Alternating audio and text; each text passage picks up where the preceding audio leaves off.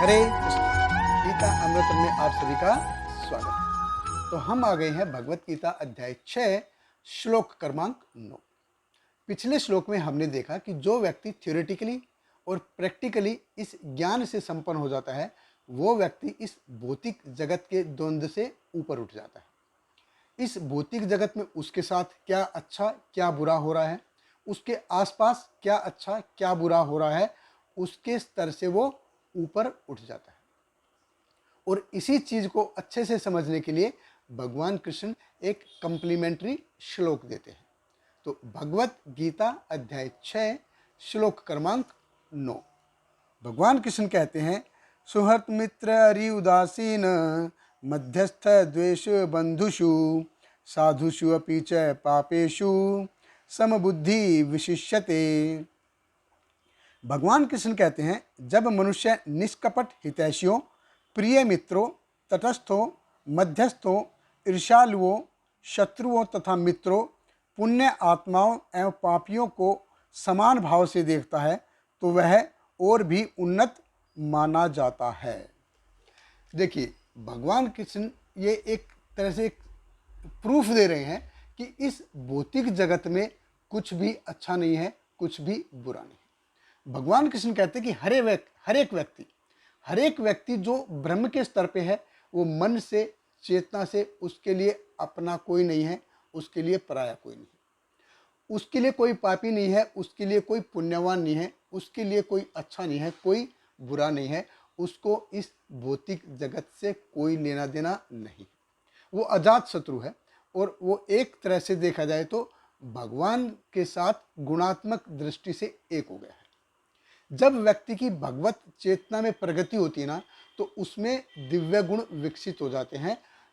और देखिए, भगवान सभी से प्रेम करते हैं, भगवान सभी से प्रेम करते हैं। कोई भगवान को गाली दे, कोई भगवान को बुरा भला कहे, क्या भगवान उसका दाना पानी बंद करते हैं? क्या नहीं करते। तो कितने ही नास्तिक हैं, एथिस्ट हैं, कितने ही ऐसे व्यक्ति हैं जो भगवान में विश्वास नहीं करते। वो भी क्या है, सुबह शाम दोपहर भगवान की कृपा से ही खा रहे हैं, भगवान की कृपा से ही जी रहे हैं। ऐसा नहीं है कि भगवान, जो व्यक्ति भगवान को गाली देता है, उनको बुरा भला कहता है, भगवान उनको तुरंत हार्ट अटैक करवा दें या उनको पैरालाइज करवा दें। नहीं, देखिए भगवान कितने कृपालु हैं, भगवान कितने सहनशील हैं। तो जब भक्त में आध्यात्मिक गुणों का विकास हो जाता है, तो जिस वक्त में आध्यात्मिक गुणों का विकास हो जाता है, वो क्या है, भौतिक जगत के प्रति उदासीन होता रहता है। तो देखिए, ये बहुत ही ऊंचा स्तर है, ये कोई छोटा स्तर नहीं है, बहुत ही ऊंचा स्तर है। और इस स्तर तक आने के लिए, इस स्तर तक आने के लिए बहुत मेहनत चाहिए, बहुत तपस्या चाहिए।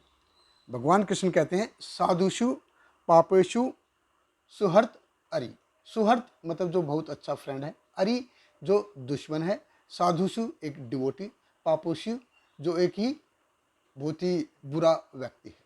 तो वो जो व्यक्ति को ये ज्ञान हो जाता है, वो सबको एक नज़र से देखता है, एक नज़र से देखता है। तो इस स्तर तक आने के लिए बहुत ही अत्यंत कठोर परिश्रम की जरूरत है, बहुत ही साधना और तपस्या की जरूरत है।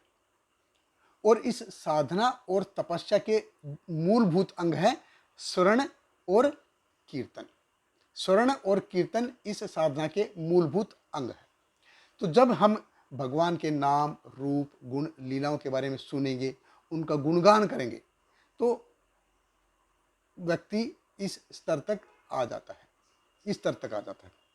देखिए, श्रवण और कीर्तन, श्रवण हम कानों से करते हैं और कीर्तन हम जीवा से करते हैं। तो ये भौतिक जगत क्या है और आध्यात्मिक जगत में कितना फासला है?